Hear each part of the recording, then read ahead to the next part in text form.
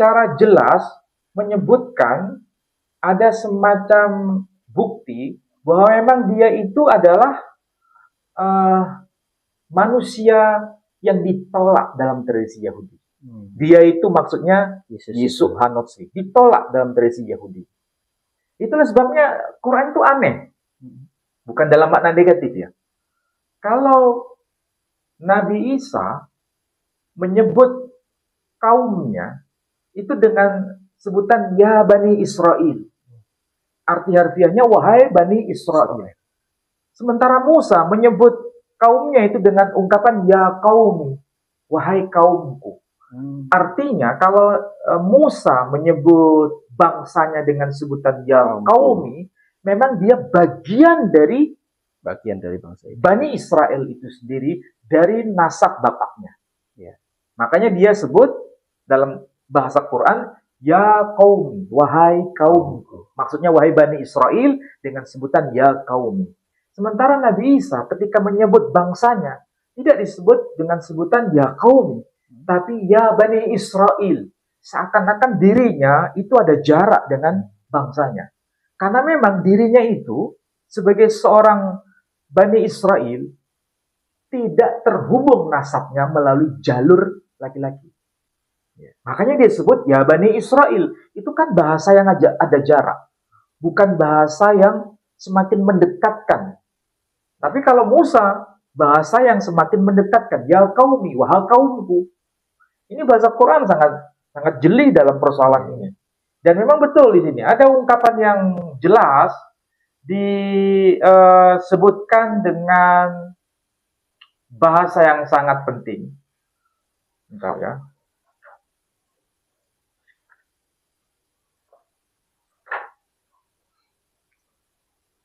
Ungkapan mengenai dia itu sebagai sebagai seorang perhatikan ini, sebagai seorang sebagai seorang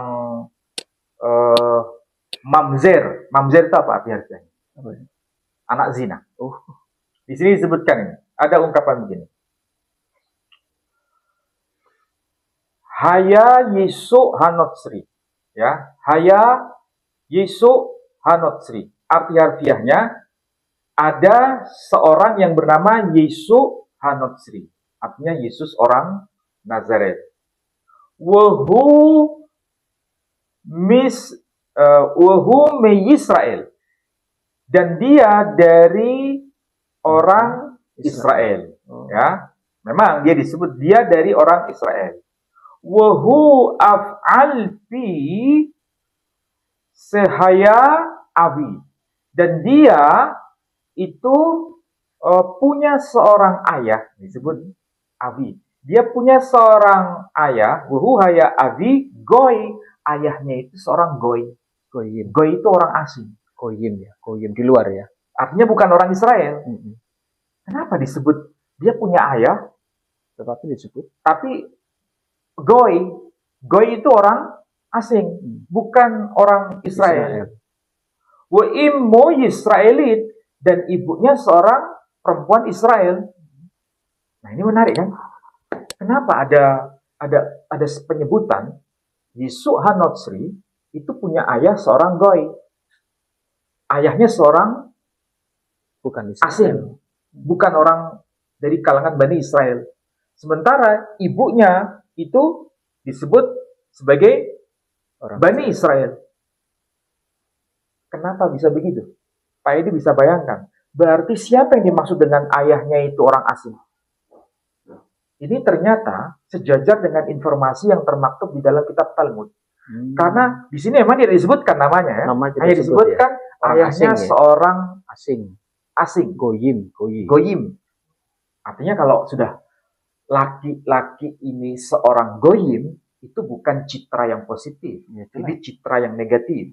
Bahkan di dalam kitab Igrat Harambam, dia disebutkan sebagai mamzer. Mamzer itu anak zina.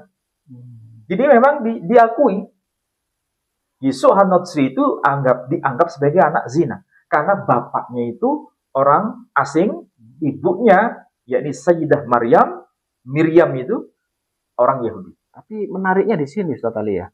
Ini orang Yahudi menuduh Nabi Bunda Maria itu sebagai pezina, justru yang menjawab malah Al-Quran ya.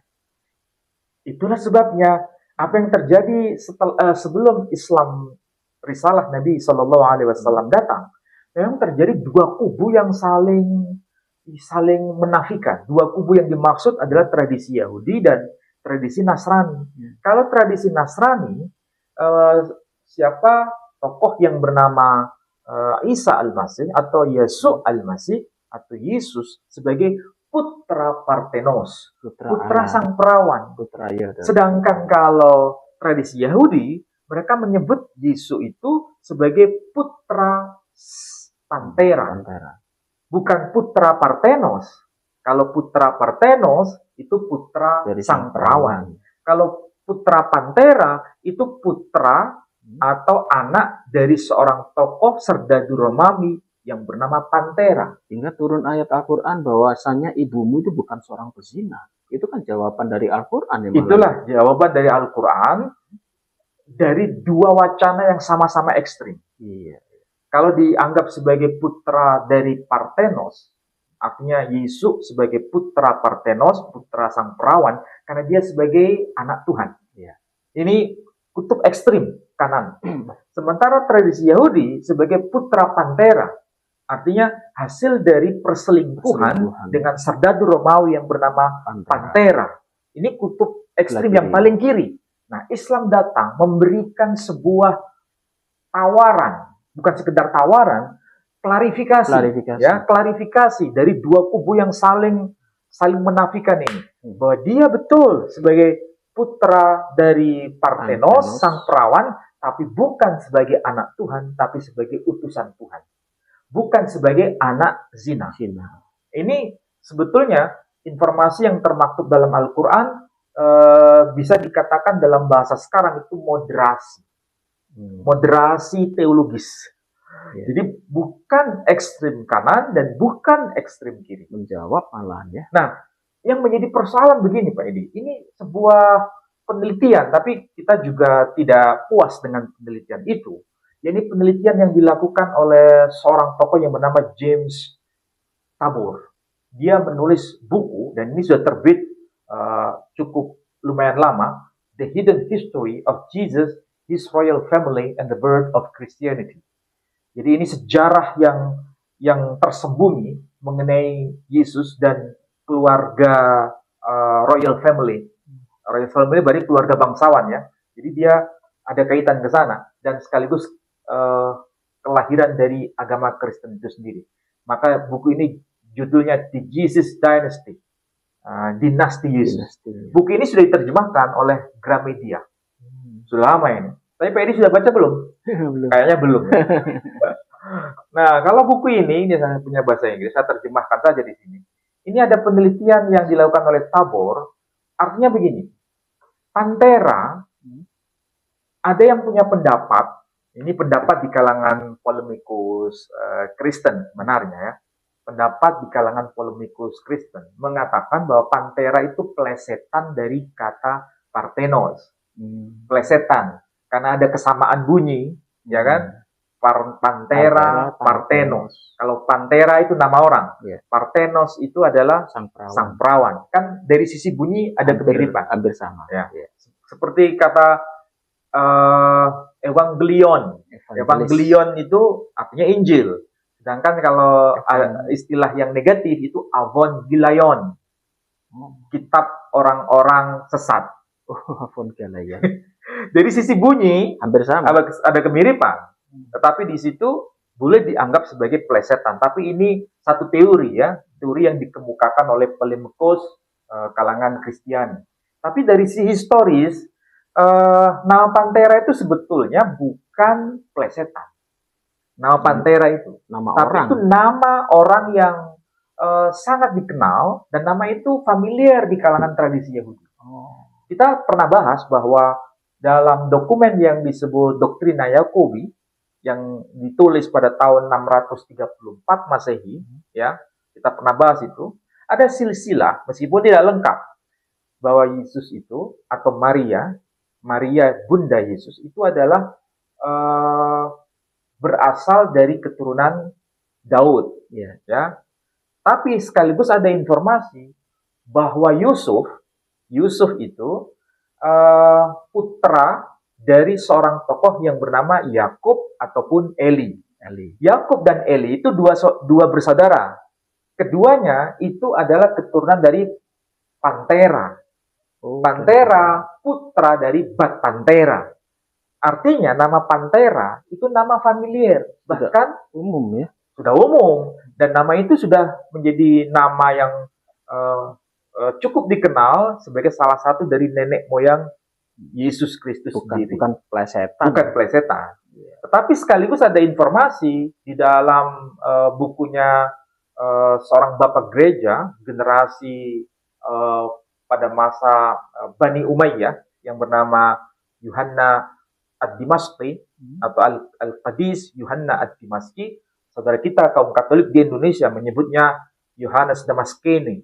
Itu menyebutkan ada kakeknya Yesus yang bernama Bat Pantera. Artinya memang Pantera itu bukan plesetan. Tapi memang nama yang umum. Dan sudah sering dipakai. Dan kebetulan dalam kitab Talmud, nama Pantera itu dihubungkan dengan laki-laki selingkuhan dari Maria. Ini perspektif Yahudi. Dan lagi-lagi ada temuan inskripsi yang tertulis nama Pantera itu. Nama lengkapnya adalah Abdes Pantera. Nama Abdes Pantera ini menarik. Abdes itu sebetulnya kalau disebut bahasa Latin, tapi bukan asli bahasa Latin, itu bahasa Semitik. Dari kata Obed. Dan kita tahu Obed itu salah satu dari nenek moyang dari Yusuf yang termaktub dalam Injil Matius. Obed. Bahasa Arabnya Ubaid. Nah, mirip kan? Oben. Ya. Iya, jadi Obed itu adalah salah satu nenek moyang dari Yusuf tunangan dari Sayyidah Maryam, yang kalau bahasa Arabnya sama dengan Ubaid. Makanya kalau kita belajar bahasa itu akan bisa ketemu clue-nya itu. Dalam bahasa Latin ada istilah Abdalas. Abdalas itu bukan asli bahasa Latin, tapi itu istilah nama Semitik Timur Tengah dilatinkan. Dari kata apa? Abdullah menjadi Abdalas. Obed jadi Abdes. Kemudian Pantera itu adalah nama khas dalam tradisi dalam tradisi Ibrani yang sudah mengalami Helenisasi. Dan inskripsinya menyebut nama itu. Dan memang disebutkan serdadu Romawi yang tinggal di kawasan Sidon. Jadi tinggal di kawasan Sidon.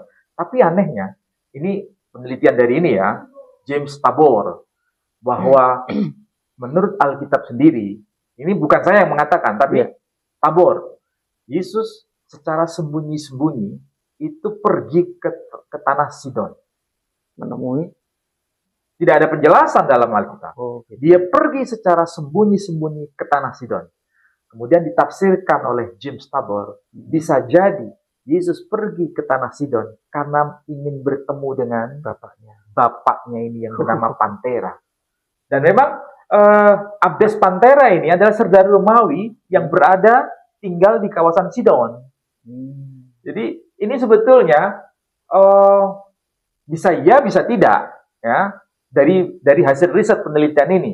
Tapi sebagai seorang Muslim tidak mungkin percaya ini, ya kan? Soalnya kemarin gara-gara itu video Pak Ali juga dipotong-potong, rame juga itu. Tapi ini sebetulnya ada semacam cocokologi. Apa itu cocokologi? Cocok-cocokan. Ya, karena Yesus Kristus pergi secara sembunyi-sembunyi ke tanah Sidon. Kemudian ditulis di buku apa itu? Yang sembunyi-sembunyi. Nanti cari itu di dalam Alkitab sendiri. Dalam kitab Injil Matius. Cari nanti. Ada itu? Ada. Dia pergi secara sembunyi-sembunyi ke tanah Sidon. Dan kebetulan Abdes Pantera itu adalah serdadu Romawi yang bertugas di kawasan Sidon. Dan inskripsinya tertulis Sidon. Ini ada kata Sidon. Ada kata Sidon. Berarti memang dia ditugaskan di kawasan Sidon. Sidon itu wilayah Lebanon bagian selatan atau Palestina bagian utara. Ya kan? Nah, sementara Yesus dilahirkan di kawasan mana? Yerusalem. Kemudian dia tumbuh dewasa di kawasan Nazaret. Nazaret wilayah mana? Palestina bagian utara. Jadi kalau ini seandainya dijadikan semacam acuan pembenaran, ada kaitan Yesus itu menemui bapaknya yang bernama Abdes Pantera, ini ya persis seperti apa yang dilakukan oleh polemikus Muslim, bahwa Nabi kita Muhammad SAW itu sebetulnya dia bukan menerima wahyu, dia belajar kepada seorang rahib yang bernama Bahira atau Buhaira. Ada kan? Tuduhan seperti itu.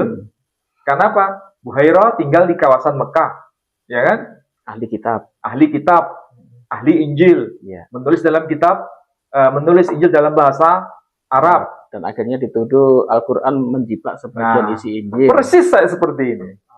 Jadi kalau misalnya ada non-Muslim menuduh Nabi Muhammad Sallallahu Alaihi Wasallam dikira belajar Taurat Perjanjian Lama, Perjanjian Baru kepada seorang rahib yang bernama Buhaira, ya, ada tuduhan juga di kalangan Kristiani berkaitan dengan bapaknya Yesus itu adalah di Sidon, di Sidon. Dan Yesus secara sembunyi pergi ke Sidon. Makanya jangan sekali-kali menuduh. Kalau menuduh, tuduhan itu akan balik kepada dirinya sendiri. Ya, hati-hati dengan tuduhan. Jadi menarik ini kalau Yesus punya bapak, tapi itu bertentangan dengan Al-Quran. Ya jelas Al-Quran tidak mengatakan demikian. Tapi ini hasil riset karena memang ditemukan nama Pantera, kemudian ditemukan nama Yesus, ditemukan nama Miriam. Itu kan nama-nama yang umum di masa awal-awal Masehi. Tapi apakah itu betul merujuk kepada Isa Al-Masih? Apakah itu betul merujuk kepada Miriam atau Maryam Al-Batul? Atau kepada Maryam yang lain? Nah, itu kan problem. Ya, baiklah saudara-saudaraku sekalian, perlu saya ingatkan sekali lagi ya, bahwasanya ini jangan sampai terulang lagi. Karena kita dulu pernah membahas semacam ini sama pendeta Yusuf Manubulu, itu dipotong. Seakan-akan Ustadz Ali menuduh Bunda Maria itu berselingkuh dengan Pantera. Padahal ini kan sebuah kajian yang panjang ya.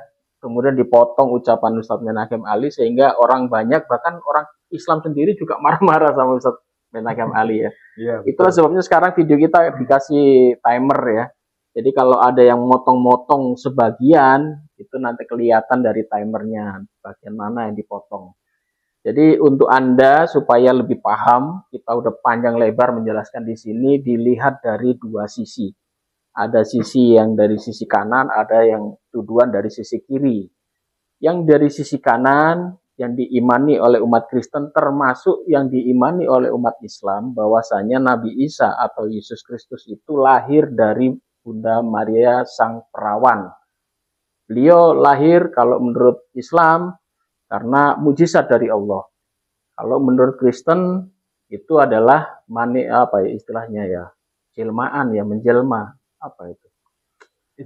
Inkarnasi dari Allah. Dari Allah kepada manusia yang bernama Yesus Kristus. Tapi tadi udah dijelaskan oleh Ustadz Menachem Ali bahwa itu sebuah perbedaan, nggak usah diperuncing karena apapun itu masing-masing diimani ya. Karena mereka mengimani seperti itu, Islam juga mengimani seperti ini. Jadi kalau dua kubu ini saling dibenturkan ya nggak pernah ketemu ya. Dan untuk jawaban bahwa Bunda Maria itu mempunyai selingkuhan, sebetulnya sudah dijawab di dalam Al-Quran, bahwasanya Al-Quran dengan tegas mengatakan ibumu itu bukan seorang pezina. Ya. Tapi kenapa kamu berzina? Tapi kenapa? Saudara-saudara sekalian, dari kajian ini Kalau Anda ingin mendukung kami, silahkan Anda bisa berdonasi ke yayasan kami, Yayasan Pembinaan Mu'alaf At-Tauhid, yang sampai hari ini kita punya binaan mu'alaf banyak di Surabaya, di luar kota, bahkan di beberapa wilayah. Bahkan besok tanggal 25 kita membuka cabang baru, ada di Bojonegoro. Dan kemungkinan nanti ke depan kita akan semakin melebarkan sayap. Semoga perjuangan kita ini juga didukung oleh yang lain-lain untuk membentengi umat Islam. Dan alhamdulillah juga banyak yang masuk Islam, kita mu'alafkan. Dan untuk Anda yang ingin mendukung perjuangan kami, Anda bisa salurkan di donasi yang ada di bawah ke Bank Syariah Indonesia di nomor rekening 11188889971 atas nama Yayasan Pembina Mu'alaf At-Tauhid Jawa Timur. Ya, semoga Anda yang sudah menyumbang, Anda mendapatkan pahala dari Allah dan rezeki Anda dilipat gandakan. Amin. Ya. Ini Ustaz, ada closing ini. Ya, baik. Islam datang itu memberikan wacana alternatif. Wacana yang tentu saja muncul karena sebelumnya ada dua wacana yang saling bentrok. Ada dua wacana yang saling menafikan. Yang satu ekstrim kanan, yang satu ekstrim kiri. Yang ekstrim kanan menyebut Yesus sebagai putra Parthenos. Sedangkan yang ekstrim kiri menyebut Yesus sebagai putra Pantera. Jadi Yesus bar Parthenos, yang satu menyebut Yesus bar Pantera. Ini keduanya tidak bisa didamaikan. Dua wacana ini sampai sekarang masih berlanjut. Karena ini berkaitan dengan iman agama Yahudi, yang satu iman agama Kristiani. Sementara Islam datang memberikan alternatif, wacana alternatif. Arti harfiahnya memang Maryam disebut sebagai Maryam Al-Batul, atau bahasa Yunaninya disebut Parthenos. Tapi bukan sebagai bunda Allah, tapi sebagai wanita yang taat pada hukum Taurat. Wanita yang taat pada hukum Tuhan. Sekedar itu, tidak lebih dari itu. Ini poin pertama. Poin yang kedua, istilah yang dipakai Quran adalah Isa ibnu Maryam. Artinya memang dia lahir dari seorang manusia perempuan istimewa. Karena dia sebagai utusan Tuhan dan bukan sebagai anak Tuhan. Dua wacana yang dimaksud, arti harfiahnya anak Tuhan dan utusan Tuhan, ini adalah dua konsep dari dua agama yang sampai sekarang masih hidup berdampingan, yaitu agama Kristen dan agama Islam. Dan saya kira tidak mungkin bisa dicampur adukkan dua hal ini, tapi saling toleransi dan saling memahami supaya tidak melakukan persekusi secara teologis, tetapi bisa didiskusikan secara akademik, dan saya kira itu sesuatu yang amat penting. Saya kira demikian Pak Edi. Baik, demikian saudara-saudara sekalian, semoga dari apa yang sudah kita paparkan ini bisa Anda ambil manfaatnya, dan sekali lagi kita tidak menjelek-jelekan agama orang lain, tetapi ini adalah murni kajian akademis ya. Anda lepaskan baju agama Anda bisa belajar ini katakan sebagai fakta sejarah, ya nggak apa-apa. Tetapi kalau Anda memakai baju agama, Anda jangan membentur-benturkan kami bahwasanya kami membahas agama orang lain ya. Demikian, mohon maaf jika ada salah kata. Wabillahi taufiq wal hidayah. Wassalamualaikum warahmatullahi wabarakatuh. Waalaikumsalam warahmatullahi wabarakatuh.